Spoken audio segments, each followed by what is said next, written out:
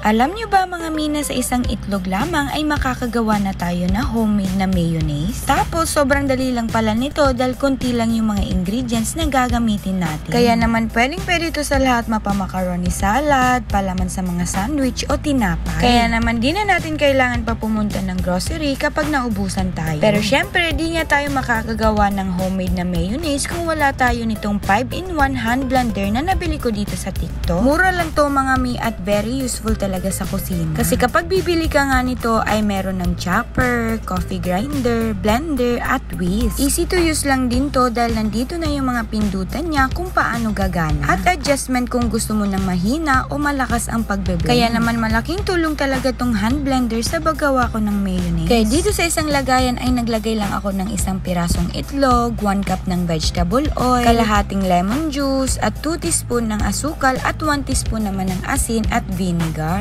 Tapos ito naman yung gagamitin kong pang blend para pulido talaga yung pagkakahalo ng ating mga nilagay na ingredients. Madali lang tong i-assemble mga mi dahil idudugtong mo lang siya dito tapos dito mo na yan i-blend. O diba, less than a minute nga lamang ay nakagawa na tayo ng homemade na mayonnaise. Bale, pwede itong tumagal sa ref ng at least 3 to 4 days na naka-airtight container dahil wala naman tayong nilagay na preservative. Kaya naman kung gusto nga itong itry ay itry nyo na. Kaya yun lang guys. Thank you for watching.